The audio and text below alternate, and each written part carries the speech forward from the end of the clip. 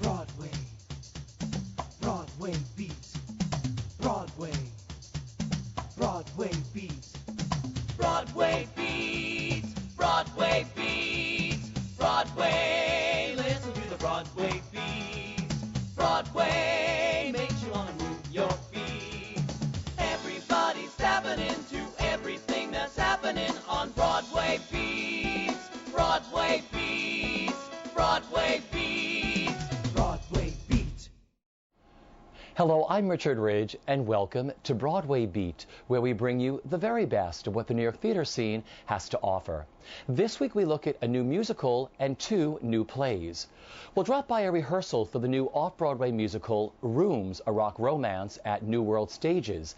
It features a score by Paul Scott Goodman and a book by Goodman and his wife Miriam Gordon. It stars Leslie Kritzer and Doug Krieger.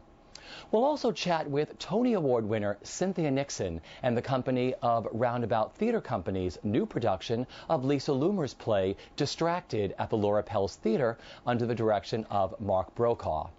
But let's start things off by welcoming back to Broadway for the first time in 46 years Academy Award winner Jane Fonda, who has received glowing notices in director Moises Kaufman's new play 33 Variations at the Eugene O'Neill Theater. Joining her is Samantha Mathis and Colin Hanks.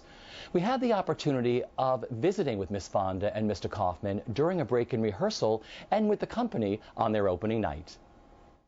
33 Variations concerns Catherine Brandt, played by Jane Fonda, trying to solve a centuries-old mystery about the world's greatest composer, Beethoven.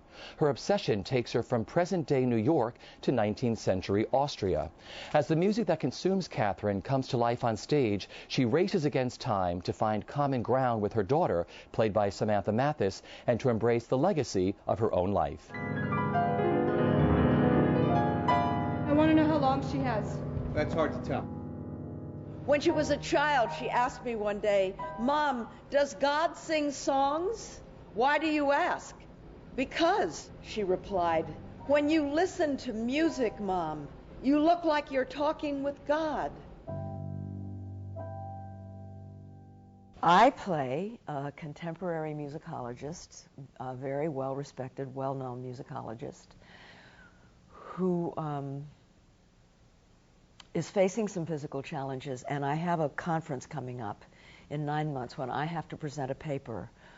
I want to present a paper on the 33 Variations and why Beethoven spent so many years of his life writing these variations based on a waltz that was nothing. It was trivial. It was a 50-second nothing waltz. And he wrote a 50-minute composition, his longest piece for solo piano, and what many musicians consider the most significant piece ever written in variation form. Why did he do this? My professional passion is ignited by this quest. Why? So much so that I go to Bonn to try to go into the Beethoven archive. You see, people, most people won't know this, but not all composers wrote on paper the way Beethoven did. Mozart composed in his head, for example. So for Beethoven, there's this entire archive composed of all of his sketches. And that means not just the things that were eventually published, but the work in progress. And we have a great classical pianist who's part of the cast, who's playing not just the final variations, but the tentative attempts. In the beginning, there'd be the two notes in the beginning of the original waltz and then what Beethoven would do with them. And you hear it as it's happening, and you see it.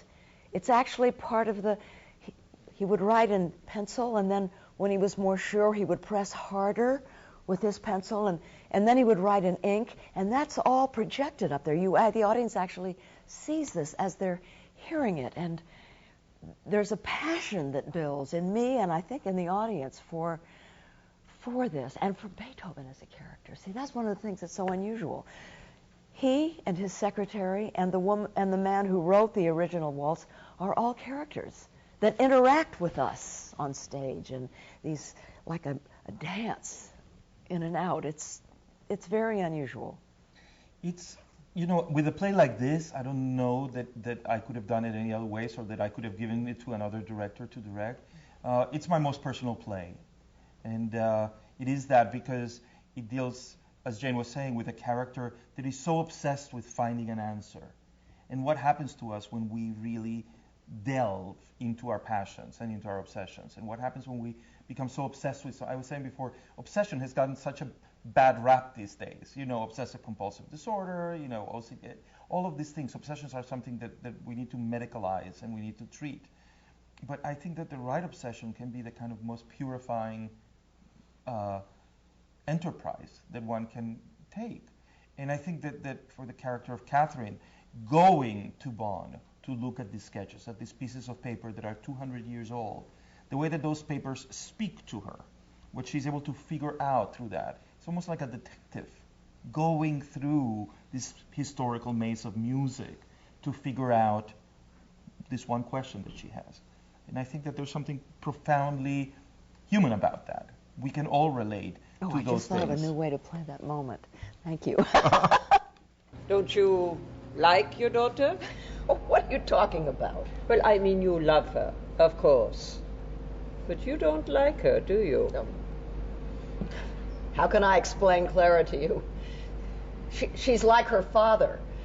I mean, he was a good man, a good father, but he could never stick to anything.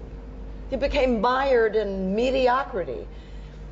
And I worry that she's like that. She's like him. The role that I play is Dr. Ladenberger, who is a somewhat conservative, quiet woman, and then she meets Catherine, who comes, and they develop a friendship, and she loosens up a little bit.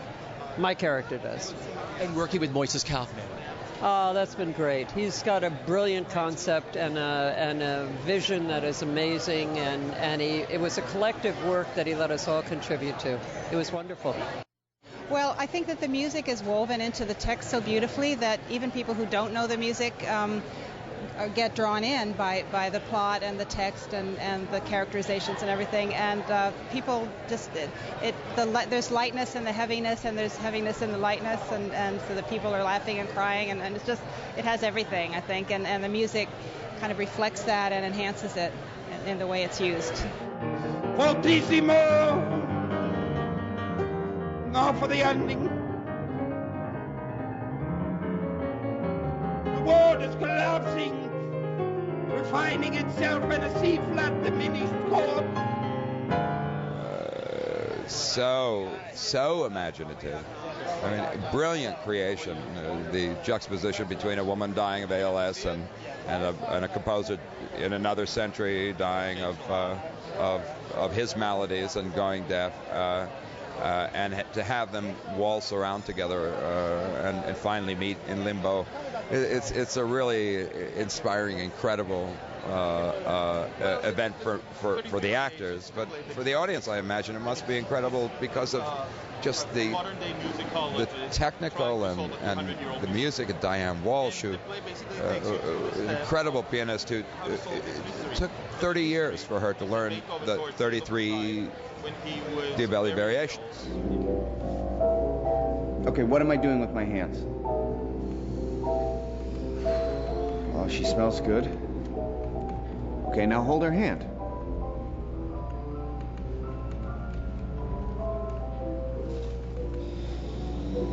Well, that was awkward. I feel good. I'm very look. I feel extremely lucky right now. I'm in a fantastic show with amazing actors and working with Moises. It's a dream come true. What has that experience been like when you first started to talk to Moises? I've known him for years. I think he's an absolute brilliant director. Well, the guy's a genius, and I don't really want to use that lightly. I really do think that he functions on another level, and what he has written, the journey that we've been on, bringing it to the stage, has been extremely eye-opening for me, not only as an actor, as like, oh, okay, I've got to do this, but also an extreme lesson in really taking something and analyzing it and understanding it on every single possible level. And I think that's the thing that's so interesting, is something that you would assume is just a small little thing is actually placed there for a very specific reason. And to have the writer there with you while you're finding these beats is very exciting. I'm used to something just being it's in stone, don't touch it, that's it. No, that's a horrible idea, just do what's on the page. But with Moises, we had an opportunity to really make it grow and really build something, and that's been a great honor. Exhilarating and terrifying, and it would change from one moment to another. There would be a discovery in the text, and we would nail it, and we would be so exhilarated, and the next moment we would be faced with the other part of the text that we weren't happy with, or the proximity of the opening would hit us, and all of a sudden the nerves would ride us up. So it was a very, very, very up and down kind of process throughout that really, really took a lot. So this is a seamless piece of work. The parallels that you go back and forth between Beethoven and what Jane's character goes through, just brilliant. What were the challenges for you with putting it all up on stage? I think that for me the biggest challenge was the quest that Catherine goes to. It's a mystery. She's trying to solve a mystery. But it's not a mystery of who killed X. It is a mystery in which you're trying to figure something out that it is in the music. So how do you make a musical mystery something that is dramatic, that is active, that people want to listen, that people want to be in? And formally, I was really interested in making a play in variation form to honor the 33 variations. And I think that those were the challenges. Clara, you're never going to excel at any field if you keep changing careers. Mom, I don't want to get stuck in one career, one path. I like exploring new things. Oh, great. Then you'll be mediocre at everything. I did not raise you to be mediocre. What happens if you get worse? What happens if you fall? I'm not on my deathbed. I never said you were. Well, you act like it. Okay. I'm sorry. I mean, I feel like he's challenged me and helped me to get to places I wasn't sure I was going to be able to get to, and I've grown so much as an actress. I've also felt so included in the process, which has been extraordinary and isn't always the case. Sometimes you get nervous when you're working with a writer-director because they'll be like, nope, that's it, it's that way, and you're doing it that way, and that's not the case at all. Moises is extremely generous and collaborative in that regard, and But I really think that actors are the most underused artists in America. I mean, not only because, so much time they're not cast, but even when they're cast, the things that is demanded of them is such a small portion of what they're capable of.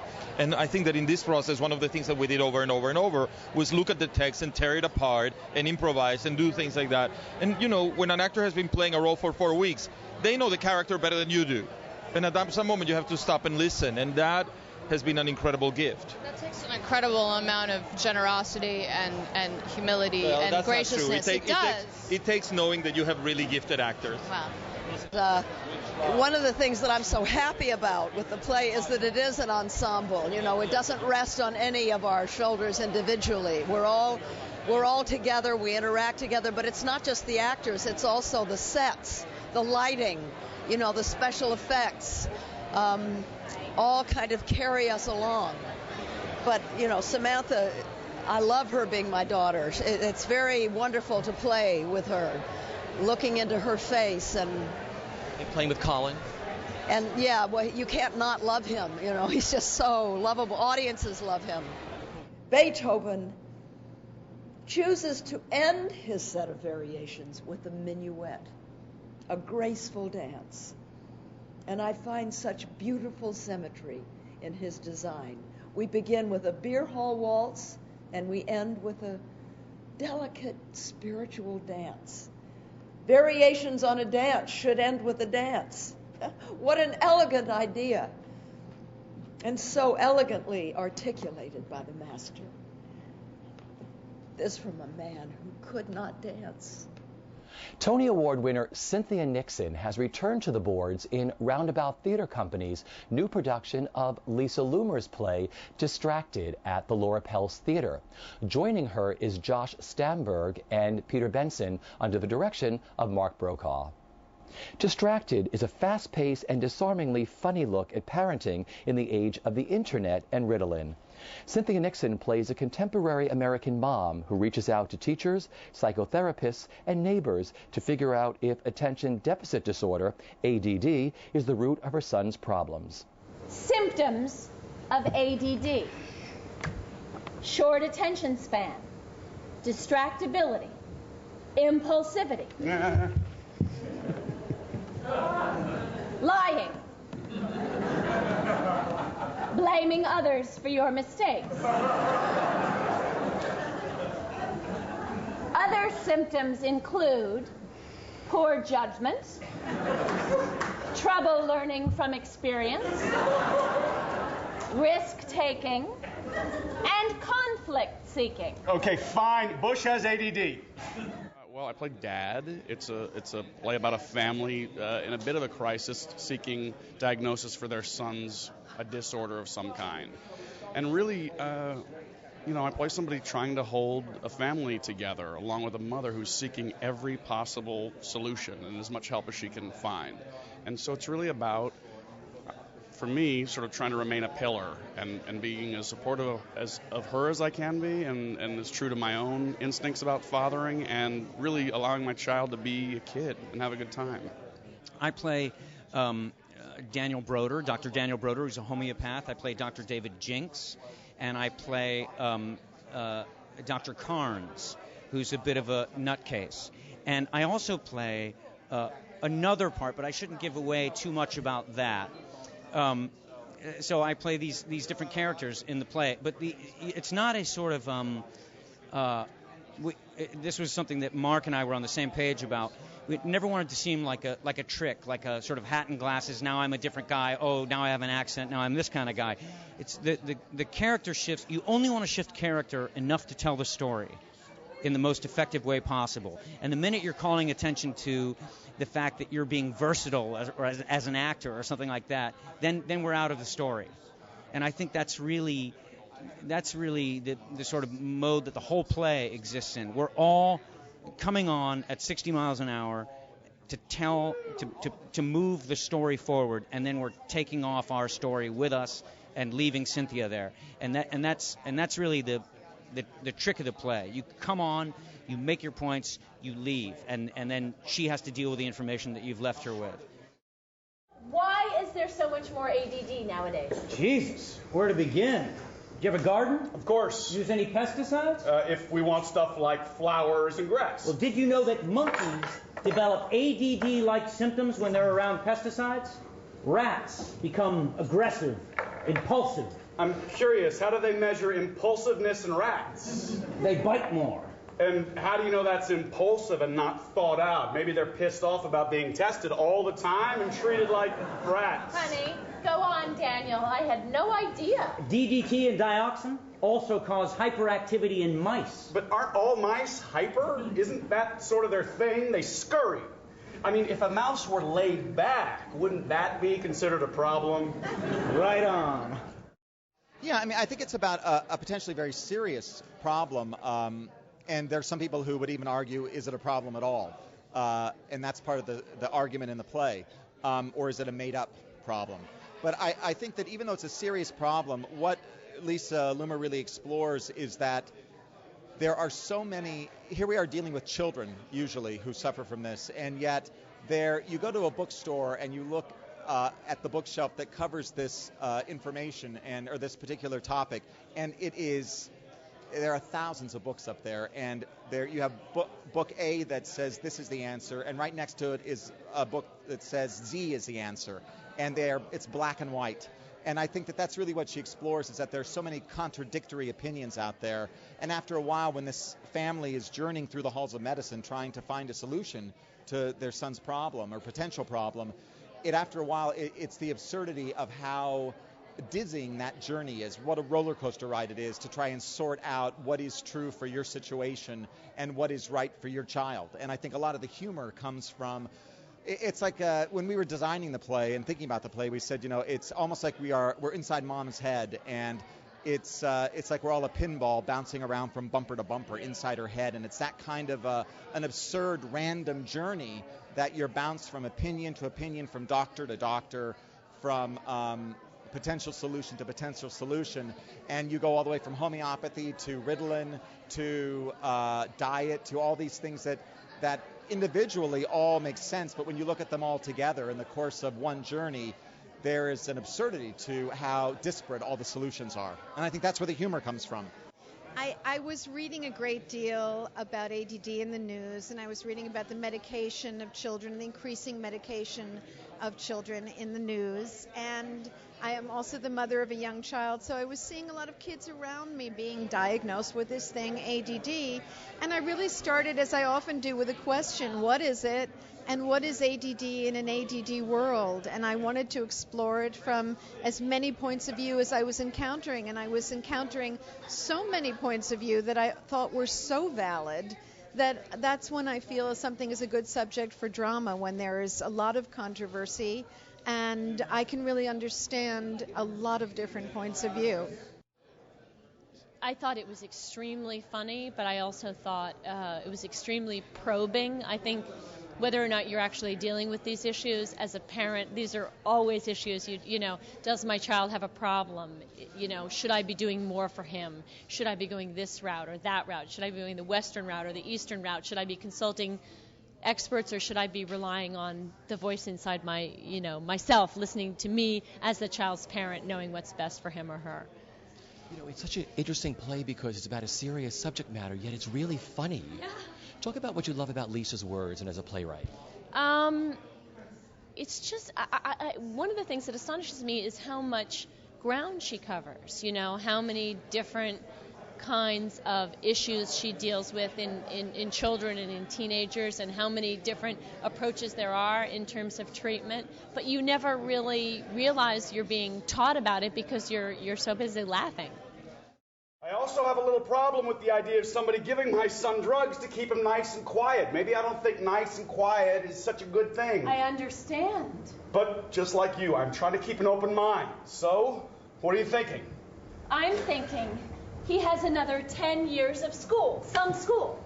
He has to show up someplace between 8 and 3 o'clock for the next 10 years. School's a bore, especially for a kid like Jesse who can't stand to sit there putting commas in sentences that don't mean anything to him or anybody else.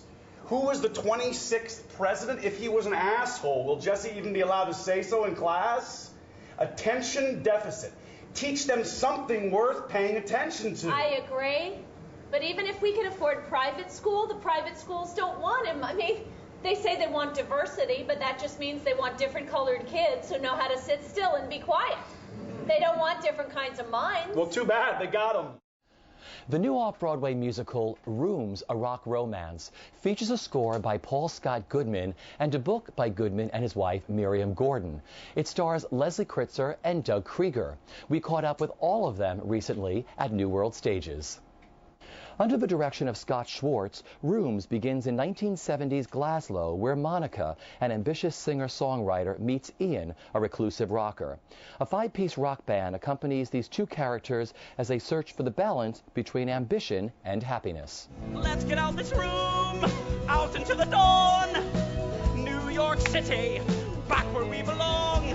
It's the songs that shape our lives, tunes that form our trips, the melody of a memory that clings and sings and grips. Wherever I may go now, wherever we may roam, the room where you are is the room where I'm home. And when it's set in Glasgow, Scotland in 1977, and it's about a Jewish middle-class girl who wants to write songs and wants to be a rock star, and she meets this Catholic working class guy who's also a musician, and he plays guitar, and they start writing songs together, and they fall in love, and they go to London, and punk rock's happening, and they have a hit single, and, you know, I won't give it all away, but it's like a frenetic, speedy, scrappy story about, you know, two rock and rollers in the late 70s. It's been a long process, and it's been really exciting every step of the way. We started working on it back in 1999. Actually, Paul did. I joined him in 2001. Scott joined in 2003. and we've just been going ever since, and we finally reached the stage where, you know, we're ready, and we feel that the show is just really exciting and just something new for the theater world for New York City. It's just, I think, a good time for this kind of small musical that has a lot of energy, and it's really about the material and the music and the story, and you know, it's just something I think that people can really relate to.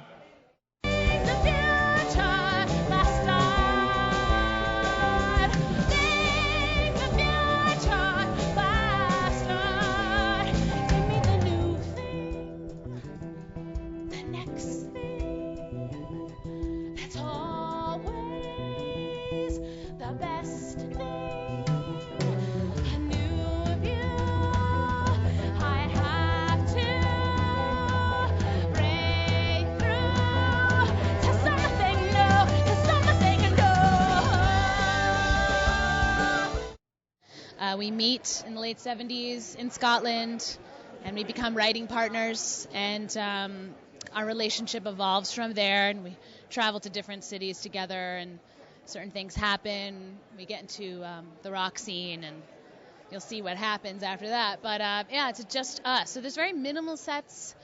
It's just we have an amazing rock band, but it's really about the story between these two people, and it goes from the late 70s into the early 80s. So it's really an amazing rock musical, and it's just us. So, you know, it gives, you know, especially now with everything, it's completely minimalistic kind of theater. You know, we have a door and two chairs, and then everything else are little props, but it leaves a lot to the audience's imagination. The show is just this really simple, wonderful, fast, emotional little chamber musical in a lot of ways, but it's two characters, a door, two chairs, and I play Ian, who's an agoraphobic alcoholic, songwriting Scottish dude.